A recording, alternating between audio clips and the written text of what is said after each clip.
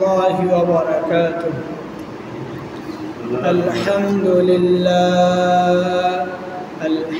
لله وكفى وسلام على عباده الذين اصطفى. أما بعد فقد قال الله تعالى في كلامه المجيد وفرقانه الحميد.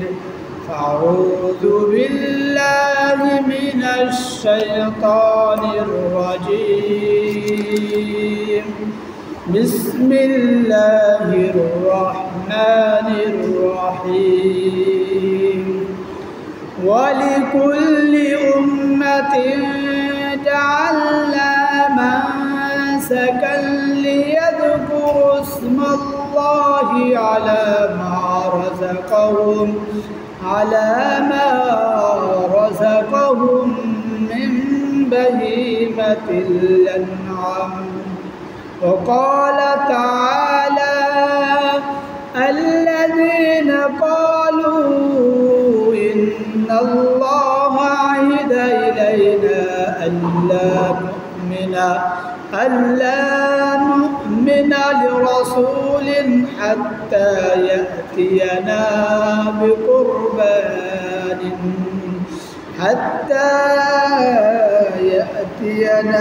بقربان تأكله النار. وقال النبي صلى الله عليه وسلم: ما من أيام أعظم عند الله ولا أحب إليه من العمل فيهن من هذه الأيام العشر، فأكثروا فيهن من التحميد والتكبير والتحليل، أو كما قال عليه الصلاة والسلام: إن الله وملائكته يصلون على النبي يا أيها الذين آمنوا صلوا عليه وسلموا تسليما. اللهم صل على محمد وعلى آل محمد كما صليت على إبراهيم وعلى آل إبراهيم إنك حميد مجيد. اللهم بارك على محمد وعلى آل محمد كما باركت على إبراهيم وعلى آل إبراهيم إنك حميد مجيد. بلغ العلا بكماله كشف الدجى بكماله حسنت جميع خصاله صلوا عليه وآله. সকলে জিকির করে লা ইলাহা ইল্লাল্লাহ লা ইলাহা ইল্লাল্লাহ লা ইলাহা ইল্লাল্লাহ লা ইলাহা ইল্লাল্লাহ মুহাম্মাদুর রাসূলুল্লাহ সাল্লাল্লাহু আলাইহি ওয়াসাল্লাম। সম্মানিত হাজিরিন, আল্লাহ তাআলার কাছে লাখো কোটি শুকরিয়া যে আল্লাহ পাক রব্বুল আলামিন আমাদেরকে জিলহজ মাসের প্রথম জুমায় মসজিদে আসার তৌফিক দান করেছেন 2 রাকাত ফরজ নামাজ আদায় করার জন্য। এজন্য সকলে দিল থেকে শুকরিয়া আদায় করে সকলে বলি আলহামদুলিল্লাহ। পাশাপাশি আমরা সকলেই আমাদের নবীর উপরে দুরূদ পাঠ করি, সকলে বলি সাল্লাল্লাহু আলাইহি ওয়াসাল্লাম। সম্মানিত হাজিরিন, জিলহজ মাসের আজকের হলো প্রথম জুমা। এই জুমাতে আমাদের আজকে আলোচ্য বিষয় হলো জিলহজ মাসের প্রথম 10 দিনের কি ফজিলত।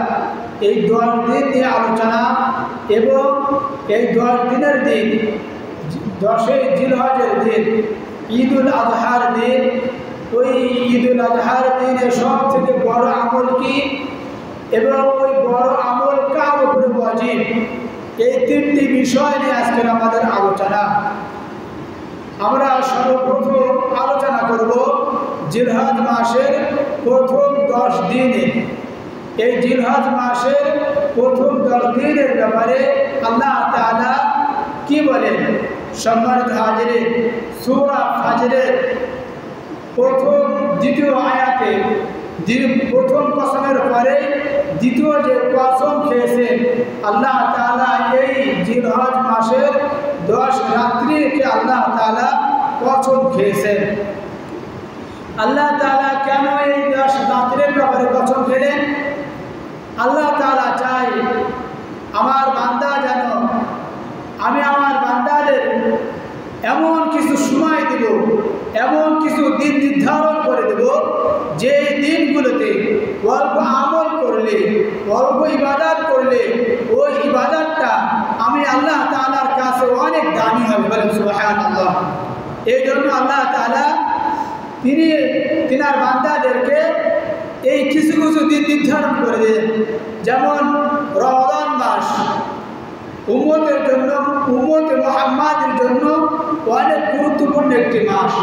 ঠিক তদ্রূপভাবে জিলহজ মাসের প্রথম 10 দিন এমন গুরুত্বপূর্ণ। আল্লাহ তাআলা বলেন ওয়াল ফাজরি ওয়া লায়ালিন আশর। আল্লাহ তাআলা এখানে ফজরের কসম খেয়েছেন এবং 10 রাতের কসম খেয়েছেন। এখানে 10 রাত কোন রাত এটা স্পষ্ট নয়, এখানে শুধু বলা হয়েছে যে আল্লাহ তাআলা কসম খেয়েছেন 10 রাতের। 10 রাত এটা কোন রাত?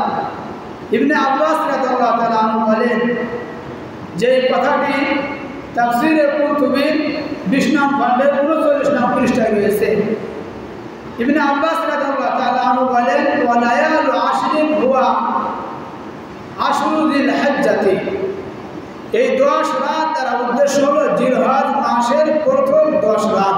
বলেন সুবহানাল্লাহ। ওই তাফসীরে কুরতুবীর ওখানে একটি হাদিস আছে যে আল্লাহ তাআলা রাসূল বলেন, আল্লাহ তাআলা রাসূল বলেন আন্না রাসূলুল্লাহ সাল্লাল্লাহু আলাইহি ওয়াসাল্লাম قال والفجر وليال عشر قال عشر الأضحى فهي ليال عشر على هذا القول لأن ليلة يوم النحر داخلة فيه। আল্লাহ তাআলা রাসূল বলেন ওই 10 রাত তার উদ্দেশ্য হলো জিলহজ মাসের প্রথম 10 রাত। বলে সুবহানাল্লাহ। এই জিলহজ মাসের ওই 10টা রাতের ভিতরে দিনও শামিল হবে। 10টা রাতের যেমন গুরুত্ব, 10টা দিনেরও তেমন গুরুত্ব। এই দিনের ব্যাপারে ইবনে আব্বাস রাদিয়াল্লাহু তাআলা আনহু কি বলেন? এই 10টা দিনের ব্যাপারে ইবনে আব্বাস রাদিয়াল্লাহু তাআলা আনহু বলেন ওয়াজকুরুল্লাহ ফি আইয়ামিন মা'লুমাত। তোমরা এই 10টা রাত যখন আসবে এই নির্দিষ্ট দিনে তোমরা বেশি বেশি আল্লাহ তাআলাকে স্মরণ করবে। তোমরা বেশি বেশি আল্লাহ তাআলাকে কি করবা? স্মরণ করবা। সেই 10 নির্দিষ্ট দিনগুলো কি? আইয়ামুল আশর, এই 10টা দিন। এই 10টা রাতের ফজিলত আরো কেমন? আল্লাহ তাআলা রাসূল বলেন বুখারী শরীফের 269 নং হাদিস, মাল আমালু ফি আইয়ামি আফদালু মিনহা ফি হাদিহি ক্বালু ওয়ালা জিহাদ ক্বালা ওয়ালা আল জিহাদ ওয়ালা আল জিহাদ ইল্লা রাজুলুন খারাজা ইখাতিবু লিনাফসিহি ওয়া মালি ফালাম ইয়ারজু বিশাইইন। আল্লাহ তাআলা রাসূল বলেন এই মাসে ইবাদত, এই 10 দিন ইবাদত করা আল্লাহ তাআলার কাছে সব থেকে উত্তম। বলেন সুবহানাল্লাহ। সাহাবায়ে কেরাম বললেন জিহাদ কি? জিহাদের থেকেও উত্তম? আল্লাহ তাআলা রাসূল বলেন হ্যাঁ, জিহাদের থেকেও উত্তম। তবে ওই ব্যক্তির জিহাদ ব্যতীত যে ব্যক্তি নিজের মাল সম্পদ, নিজের জানের ঝুঁকি নিয়ে আল্লাহর রাস্তায় বের হয়েছে জিহাদ করতে এবং কোনো কিছু না নিয়ে ফিরে এসেছে। এই 10 রাতের ব্যাপারে বাইহাকি শরীফের 3750 নং হাদিসে রয়েছে আল্লাহ তাআলা রাসূল বলেন এই 10 রাত আল্লাহ তাআলার কাছে সব থেকে বড় রাত। বলেন সুবহানাল্লাহ। এবং এই 10 রাত এবং এই 10টা দিনে ইবাদত করা, সারা বছর ইবাদত থেকে আল্লাহ তাআলার কাছে শ্রেষ্ঠ। বলেন সুবহানাল্লাহ। হযরত আবু হুরায়রা রাদিয়াল্লাহু তাআলা আনহু থেকে বর্ণিত রয়েছে তিরমিজি শরীফে 758 নং হাদিস, যে হাদিসের মধ্যে আল্লাহ তাআলা রাসূল বলেন, মা মিন আইয়ামিন আহাব্বু ইলাল্লাহি আইয়ামুদা লাহু ফিহা মিন আশরিল জিলহজ, এই 10 জিলহজ, এই 10 রাতে ইবাদত করা সারা বছর ইবাদত করা থেকে উত্তম আল্লাহ তাআলার কাছে। বলেন সুবহানাল্লাহ। এবং এই 10টা রাতে ইবাদত করা, উনি বলেন যে বিসিয়ামে সারাতান ওয়া কিয়ামু কুল্লা লাইলাতিন মিনহা বিকিয়ামি লাইলাতিল কদর। আল্লাহ তাআলা রাসূল বলেন এই 10টা রাতে, প্রত্যেকটা রাতে ইবাদত করা সবে কদর রাতে ইবাদত করার মতো উত্তম। বলেন সুবহানাল্লাহ। তাহলে এই 10টা রাতে, এই 10টা দিন, জিলহজ মাসের এই 10টা দিনের গুরুত্ব অনেক। আল্লাহ তাআলা রাসূল বলেন যখন এই 10টা দিন আসবে তখন তোমরা কি করবা? ইবনে উমর রাদিয়াল্লাহু তাআলা থেকে বর্ণিত হাদিসটি আল্লাহ তাআলা রাসূল বলেন যখন এই 10টা দিন আসবে, যখন এই 10টা রাত আসবে, হাদিসের শেষ অংশ বলছি, ফাকসিরু মিনাত তাহমিদ ওয়াত তাকবীর ওয়াত তাহলিল, যখন এই 10টি রাত এবং 10টি দিন আসবে তখন তোমরা বেশি বেশি আল্লাহ তাআলার প্রশংসা করবা, তাহমিদ আলহামদুলিল্লাহ পাঠ করবা, আল্লাহ তাআলাকে স্মরণ করবা, ইস্তিগফার পাঠ করবা, ওয়াত তাকবীর আল্লাহু আকবার আল্লাহু আকবার বলে তোমরা জিকির করবা, আল্লাহকে স্মরণ করবে, ওয়াত তাহলিল লা ইলাহা ইল্লাল্লাহ এই জিকির করবা, রাত্রে ইবাদত করবা। এই রাতের গুরুত্ব অনেক। রমজান মাস যেমন মুসলিম জাতি অনেক গুরুত্বপূর্ণ মাস বলে ইবাদত করে, গুরুত্বপূর্ণ মাস সেই হিসেবে ইবাদত করে। প্রত্যেকটা মুসলিমা পুরুষ এবং মহিলা প্রত্যেকের উচিত এই 10টা রজনী, এই 10টা দিনও তদ্রুপ ওইভাবে আমল করা। আল্লাহ তাআলা আমাদেরকে বাকি যে দিনগুলো আছে এই দিনগুলোতে, এই 10টা দিনে আল্লাহ তাআলা আমাদেরকে ইবাদত করা তৌফিক দান করুন। সকলে বলেন আমিন। এই দিনের আমলের ব্যাপারে আল্লাহ তাআলা রাসূল কি করেন, কি বলে? আবু দাউদ শরীফে আছে যে আল্লাহ তাআলা রাসূল এই 10 জিলহজের যখন প্রথম 10 দিন আসতো, 10 জিলহজ ব্যতীত বাকি যে 9 দিন, 1 তারিখ থেকে নিয়ে 9 তারিখ পর্যন্ত তিনি প্রত্যেক দিন রোজা রাখতেন। বলেন সুবহানাল্লাহ। এবং নাসাই শরীফে রয়েছে 2415 নং হাদিস যে আল্লাহ তাআলা রাসূল 4টে কাজ কখনো ছাড়তেন না। 4টা কাজ আল্লাহ তাআলা রাসূল কখনো ছাড়তেন না। তার মধ্যে একটি কাজ হলো এই মাসের 9টি রোজা ধারাবাহিকভাবে রাখা, 1 তারিখ থেকে নিয়ে 9 তারিখ পর্যন্ত, 10 জিলহজের আগ পর্যন্ত আল্লাহ তাআলা রাসূল নিয়মিত এই রোজাতে রাখতেন, কখনো তিনি ছাড়তেন না। তাহলে দিনের বেলা আমাদের কাজ হলো যে রোজা রাখা, রাতে ইবাদত করা। এই 10টা রাতে, রাতে ঘুম আসে না, শুয়ে জিকির করা। এই রাতে জিকিরগুলো আল্লাহ তাআলার কাছে অনেক দামি, সারা বছর জিকির করার থেকে দামি। বলে সুবহানাল্লাহ।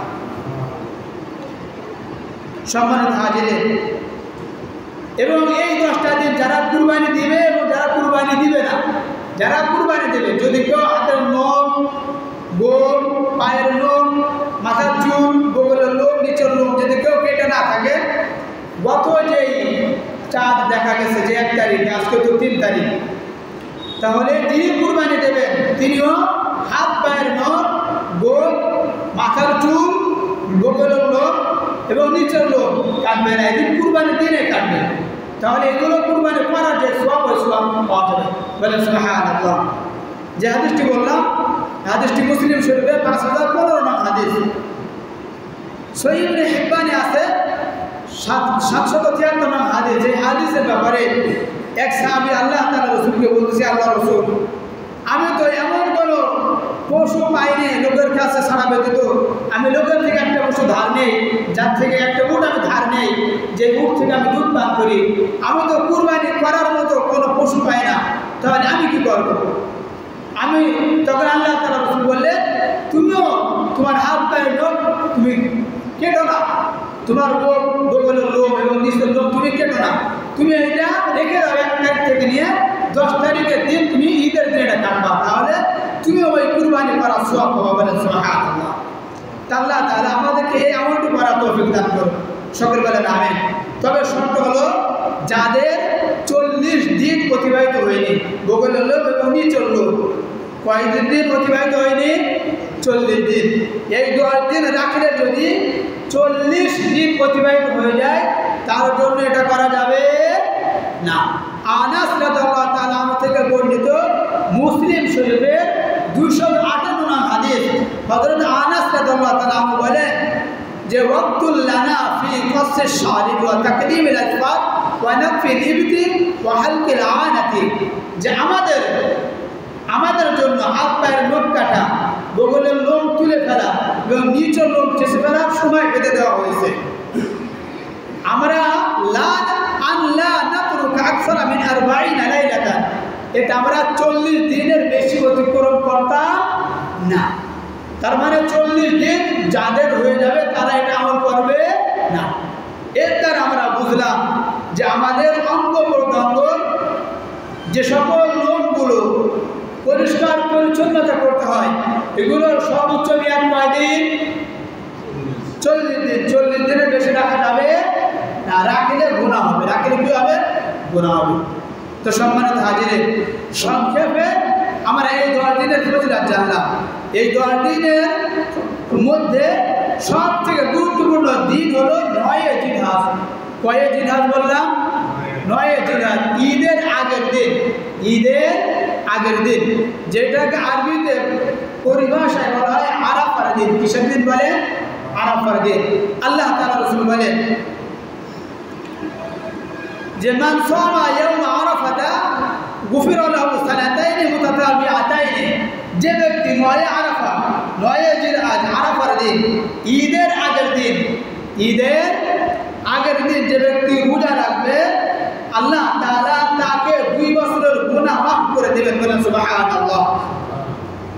এবং মুসলিম শরীফের 1162 নং হাদিসে রয়েছে যে ইফতিরুস সানাতাল্লাতি ক্বাবলাহু ওয়া সানাতাল্লাতি বাদাহু, ওই আরাফার দিন অর্থাৎ ঈদের আগের দিন 9 জিলহজ, কয় জিলহজ?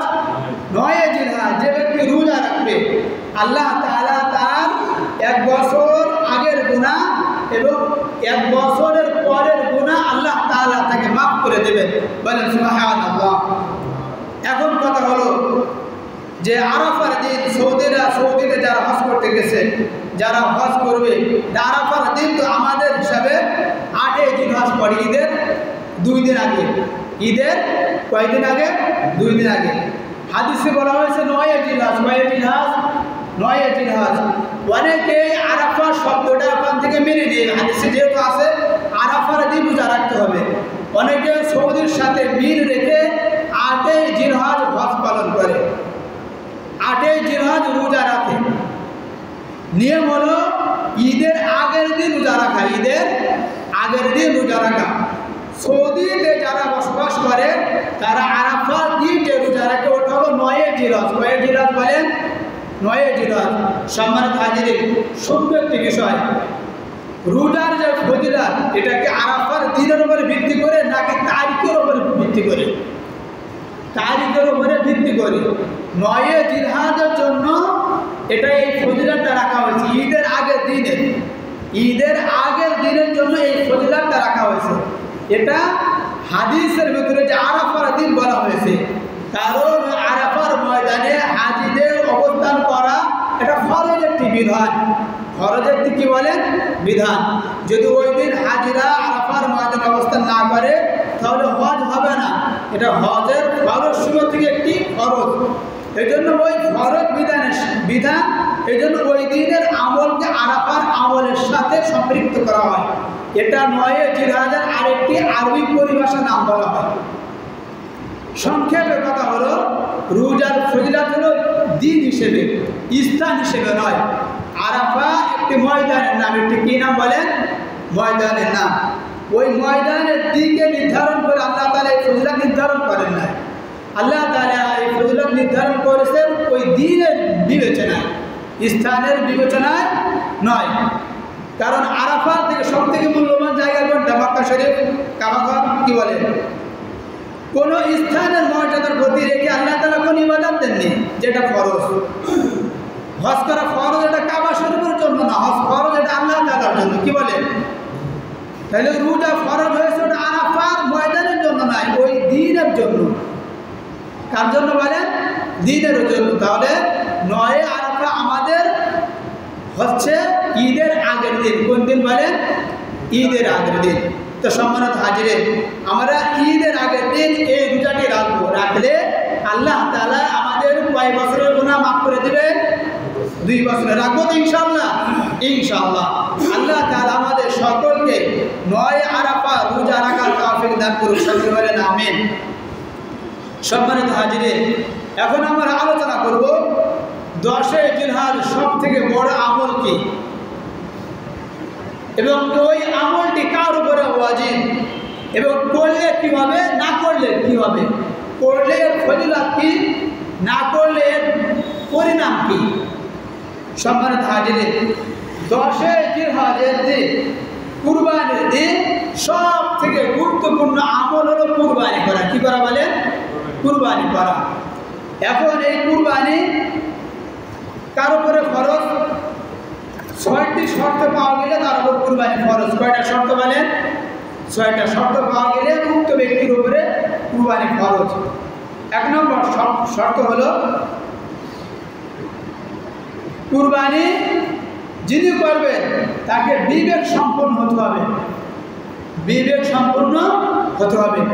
পাগলের যদি অঢেল সম্পদ থাকে তার উপর কুরবানি আবশ্যক নয়। কুরবানি দিতে হলে ওই কুরবানি ব্যক্তিকে 1 নম্বর কি হওয়া লাগবে? আকলবান হওয়া লাগবে, বিবেক সম্পন্ন হওয়া লাগবে, ভালো মন্দ বাছাই করতে পারে এমন ব্যক্তি হওয়া লাগবে। তার মানে পাগলের উপরে কুরবানি ওয়াজিব নয়। পাগলের উপরে কুরবানি কি নয় বলেন? ওয়াজিব নয়। 2 নম্বর শর্ত, স্বাধীন হতে হবে। কি হতে হবে? স্বাধীন হতে হবে, গোলাম হলে হবে না। আমরা বর্তমান সবাই স্বাধীন। গোলাম কাকে বলে? যে একটা এলাকায় যুদ্ধ হয়েছে, ওখান থেকে যারা বিজয় হয়েছে ওই বিজয়েরা মানুষদেরকে বন্দী করে নিয়ে যায়, এদেরকে বলে গোলাম। এদের উপরে কুরবানি ওয়াজিব নয়। কুরবানি হলো স্বাধীন ব্যক্তিদের উপরে ওয়াজিব। 2 নম্বর গেল। 3 নম্বর মুকিম হতে হবে, অর্থাৎ এমন ব্যক্তি হতে হবে যিনি 78 কিলোমিটার কোনো জায়গায় সফর করেনি, যিনি বাড়িতে বসবাস করছেন, অথবা এমন জায়গায় গেছেন যে তিনি সেখানে 15 দিনের বেশি থাকেন, জীবিকা অর্জনের জন্য যেখানে থাকেন। অনেক মানুষ অনেক দূর থেকে আসে এক এক এলাকায়, এসে তারা কী করে, ওখানে তারা জীবিকা অর্জনের জন্য চাকরি বাকরি করে। এরকম 15 দিন বা তার থেকে যদি বেশি অবস্থান করে এবং যাদের বাসস্থান যে এলাকায়, এই ধরনের ব্যক্তিদেরকে বলা হয় মুকিম। এদের উপরে কুরবানি ফরজ। আর যে ব্যক্তি সফর করবে, কোনো জায়গায় যাবে, যদি তার যাওয়াটা 78 কিলোমিটার হয়, কত কিলোমিটার? 78 কিলোমিটার। আর মাইল ধরলে 48 মাইল, মাইল ধরলে 48 মাইল, আর কিলোমিটার হিসাব করলে 78 কিলোমিটার। যদি এরকম কোনো ব্যক্তি যদি এরকম দূরত্ব কোনো জায়গায় যাওয়ার নিয়ত করে, বাড়ি গ্রাম থেকে বের হয়েছে, তাহলে ওই ব্যক্তির উপরে কুরবানি ওয়াজিব নয়। সম্পদ থাকলেও তার উপর কুরবানি কি নয়? ওয়াজিব নয়। 3 নম্বর গেল। 4 নম্বর হলো মুসলমান হতে হবে। কি হতে হবে? মুসলমান হতে হবে। কোনো বিধর্মীর উপরে কুরবানি কি নয়? ওয়াজিব নয়। 3 নম্বর। 5 নম্বর হলো সাহেবে মালওয়ালা হতে হবে। সাহেবে নিসাব, মালওয়ালা হতে হবে। কতটুকু মাল হলে কুরবানি ওয়াজিব? 3টা জিনিস: স্বর্ণ, রূপা, মূলধন। স্বর্ণ, রূপা, মূলধন। যদি শুধু স্বর্ণ হিসেব করি তাহলে 7.5 ভরি স্বর্ণ, 7.5 ভরি স্বর্ণ। আর যদি রূপা হিসেব করি 52.5 তোলা রূপা। আর যদি টাকার হিসেব করি, বর্তমান এই বছরের জন্য 90,000 টাকা। কয় হাজার টাকা? 90,000 টাকা। এখন যদি কারোর কাছে কিছু স্বর্ণ, কিছু রূপা, কিছু টাকা আছে, এটা মিলে যদি 90,000 টাকা হয়, কয় হাজার টাকা হয়? এটা কিন্তু এই বছরের জন্য, সামনের বছর এটা আবার পাল্টে যাবে। স্বর্ণ রূপার দাম হিসেবে টাকা অঙ্ক বাড়ে। এই বছরের জন্য স্বর্ণ রূপা টাকা মিলে ঋণ ব্যতীত, কি ব্যতীত, ঋণ ব্যতীত অতিরিক্ত যদি কারোর কাছে 90,000 টাকা থাকে, কয় হাজার টাকা থাকে, 90,000 টাকা থাকে, 10ই জিলহজ, 11ই জিলহজ, 12ই জিলহজ, এই 3 দিন। কয়দিন বললাম? 10ই জিলহজ শুভেচ্ছা দিকের পর থেকে, সূর্য অস্ত যাওয়ার পর থেকে নিয়ে একদম 12ই জিলহজের সূর্য অস্ত যাওয়ার আগ পর্যন্ত, মাগরিবের আগ পর্যন্ত, এই 3 দিনের মধ্যে যদি কারো কাছে 90,000 টাকা থাকে ঋণ ব্যতীত, কি ব্যতীত? ঋণ ব্যতীত। চাই আপনার টাকা ব্যাংকে থাকুক, চাই আপনি টাকা অমুকের কাছে পান, চাই আপনি টাকা অমুকের কাছে আপনি এমনি রেখে দিচ্ছেন, এরকম যদি থাকে তাহলে উক্ত ব্যক্তির ওপর কুরবানি ওয়াজিব। তাই সে পুরুষ হোক বা মহিলা হোক, পুরুষ হোক বা কি হোক, মহিলা হোক, তবে তাকে বালেগা হতে হবে, সাবালিকা হতে হবে। যদি কোনো নাবালেগ ছেলে বা মেয়ে হয়, তার যদি অঢেল সম্পদ থাকে, তার উপর কুরবানি করা আবশ্যক নয়। যদি এমন হয় যে দাদা নাতিনের জন্য অনেক সম্পদ লিখে গেছে, আছে না এমন বলেন?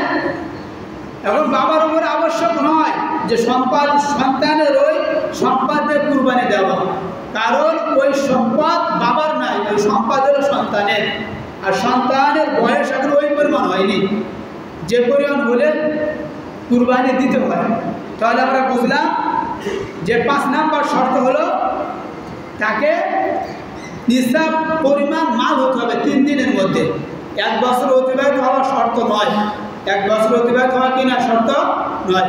6 নম্বর হলো তাকে ওই পরিমাণ বয়স হতে হবে, 15 বছর। কয় বছর? 15 বছর বয়সে সাধারণত, আর মহিলারা, পুরুষরা সাধারণত 15 বছর। হেদায়া কিতাবে আছে পুরুষরা সাধারণত 15 বছরে বালিগা হয়ে যায়, আর মেয়েরা সাধারণত সর্বোচ্চ 12 বছরে বালিগা হয়ে যায়। তাহলে মহিলারা 12 এবং পুরুষরা 15 এই বছর অতিবাহিত হয়ে যাওয়া, এটা হলো 6 নম্বর শর্ত। হওয়ার পর যদি আগেল হয়, বালেগ হয়, স্বাধীন হয়, মুকিম হয়, মুসলমান হয়, আর 90,000 টাকা থাকে সব মিলিয়ে, তাহলে ওই ব্যক্তির ওপর কুরবানি করা ওয়াজিব। ওই ব্যক্তির ওপর কুরবানি করা কি বলেন? ওয়াজিব। এখন যদি উক্ত ব্যক্তি কুরবানি না করে তাহলে কি হবে?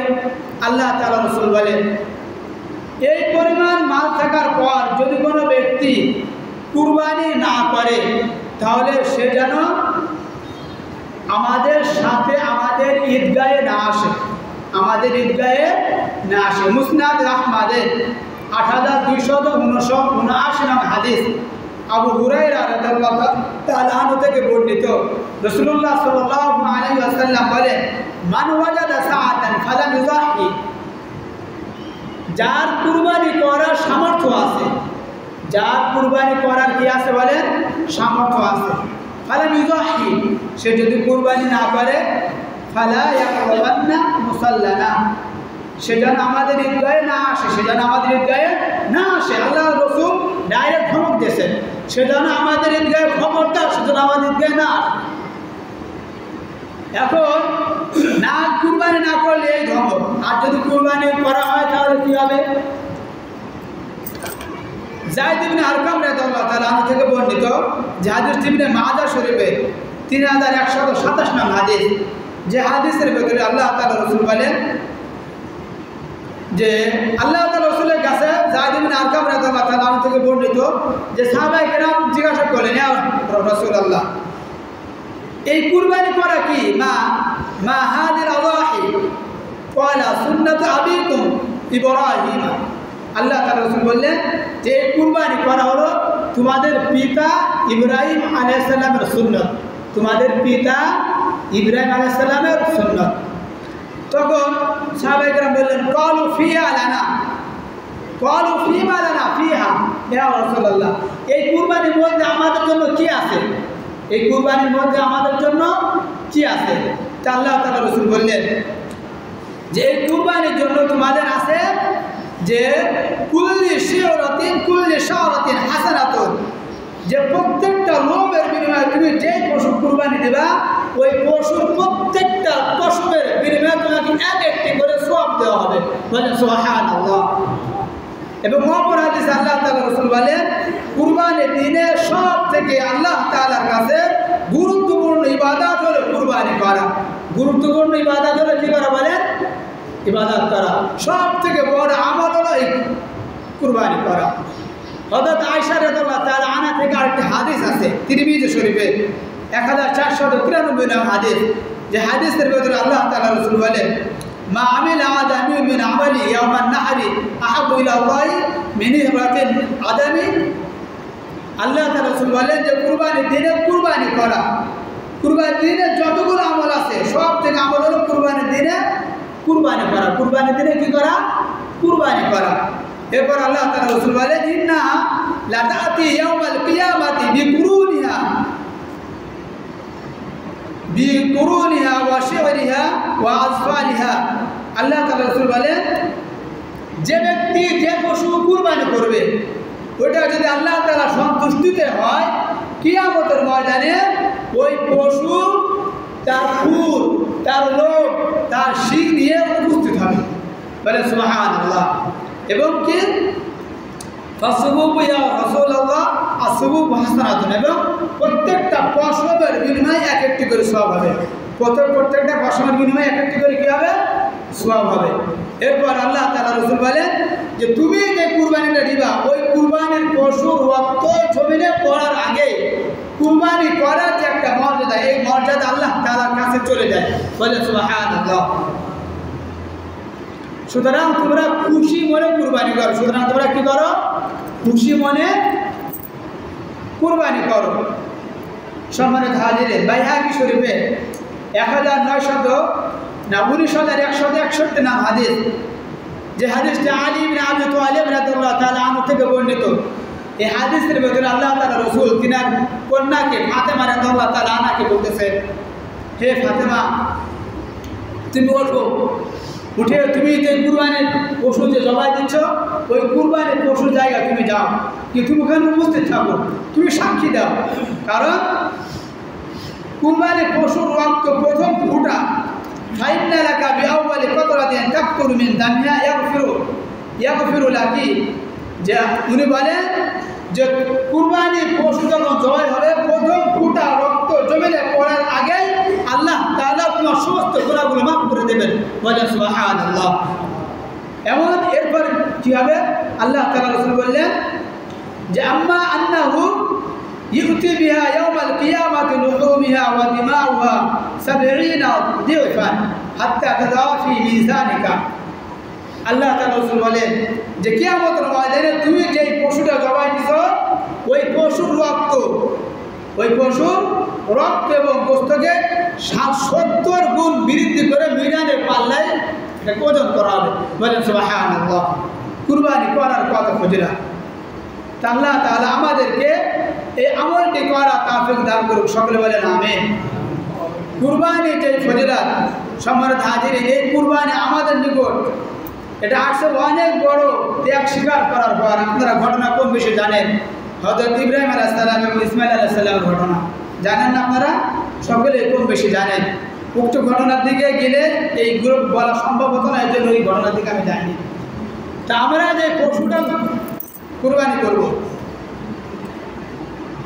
যেই গরু কুরবানি করব গরুর বয়স কমপক্ষে 2 বছর হতে হবে। কয় বছর হতে হবে? 2 বছর হতে হবে। এখন কথা হলো গরুর বয়স কয় বছর? গরুর তো কোনো জন্ম নিবন্ধন থাকে না, থাকে? এখন একটা গরু দেখতে অনেক মোটা তাজা মনে হচ্ছে, এটা দেখলেই মোটা তাজা মনে হলে 2 বছর না হলে কুরবানি দেওয়া যাবে না। তাহলে এখানে লক্ষণীয় বিষয় কি?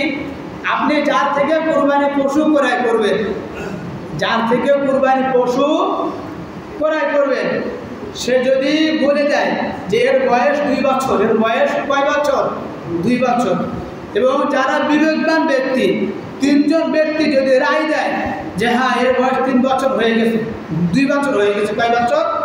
2 বছর হয়ে গেছে, তাহলে ওই পশু দিয়ে কুরবানি করা যাবে। দাঁত ওঠা দাঁত ফেলা এটা কোনো নিয়ম নয়। সাধারণত দাঁত উঠলে 2 বছর হয়, সাধারণত দাঁত উঠলে 2 বছর হয়, কিন্তু দাঁতের কথা কিতাবে নাই। কিতাব আছে 2 বছরের কথা। কয় বছরের কথা? 2 বছরের কথা। ছাগলের ক্ষেত্রে 1 বছর হতে হবে। কয় বছর হতে হবে? 1 বছর হতে হবে। 1 বছরের নিচে কোনো ছাগল যদি দেখতেও যদি ওরকম 1 বছর মনে হয় তবুও কুরবানি দেওয়া যাবে না। ওই গরুর ক্ষেত্রে যেমন বিক্রেতাকে যেমন সাক্ষ্য দিতে হবে, ছাগলের ক্ষেত্রে ওরকম সাক্ষ্য দিতে হবে। শুধুমাত্র ভেড়া এবং দুম্বা, ভেড়া এবং কি বললাম, দুম্বার ক্ষেত্রে এটাও 1 বছর, কিন্তু ভেড়া এবং দুম্বা 6 মাস অতিবাহিত হওয়ার পর, কয় মাস বললাম? 6 মাস অতিবাহিত হওয়ার পর যদি দেখতে মোটা তাজা মনে হয় তাহলে ওই ভেড়া দুম্বার ক্ষেত্রেই একমাত্র জায়েজ। যদি মোটা তাজা মনে হয়, অন্য কোনো পশুর ক্ষেত্রে জায়েজ নয়। আর যদি কেউ উট কুরবানি দেন তাহলে উটের সর্বনিম্ন বয়স হলো 5 বছর। কয় বছর বলে? 5 বছর। আমরা গরু কেনার সময় দেখবো যে গরুর কমসে কম 4 পায়ে ভালোভাবে হাঁটতে পারে কিনা। যদি গরু এমন হয় 3 পায়ে হাঁটতে পারে, 1 পা হাঁটতে পারে না বা পা সম্পূর্ণ মেলা তো দিতেও পারে, ভর করতে পারে না, উক্ত পশুদের কোরবানি করা যাবে না। পশু ক্রয় করার সময় আমরা দেখবো যে পশুর কান শিং ঠিক আছে কিনা। যদি শিং 3 ভাগের 2 ভাগ ভালো থাকে, অধিকাংশ যদি ভালো থাকে তাহলে উক্ত পশুদের কোরবানি করা যাবে। আর যদি নিচে ভাঙা থাকে তাহলে কুরবানি দেওয়া যাবে না। লেয়াজের ক্ষেত্রে একই বিধান। সম্মানিত হাজিরিন, যেহেতু সময় হয়ে গেছে, আগামী সপ্তাহে কুরবানি এবং আকিকা, কুরবানি এবং আকিকা এই দুটি বিষয় নিয়ে পুরো সময়টা আমরা মাসাইল নিয়ে আলোচনা করবো ইনশাআল্লাহ। তো আজকের আমরা যে বিষয়টা আমরা আলোচনা করলাম, কার উপর কুরবানি ওয়াজিব, আমাদের যার যে সম্পত্তি আছে আমরা নিজেরাই জানি। এটা আমরা বিবেচনা করে কুরবানি করব। এটা আমরা বিবেচনা করে কি করব? কুরবানি করব। আল্লাহ তাআলা আমাদের সকলকে আজকের আলোচনা শুনে আমল করা তৌফিক দান করুক। সকলে বলেন আমিন। ওয়া আখিরু দাওয়ানা আনিল হামদুলিল্লাহি রাব্বিল আলামিন।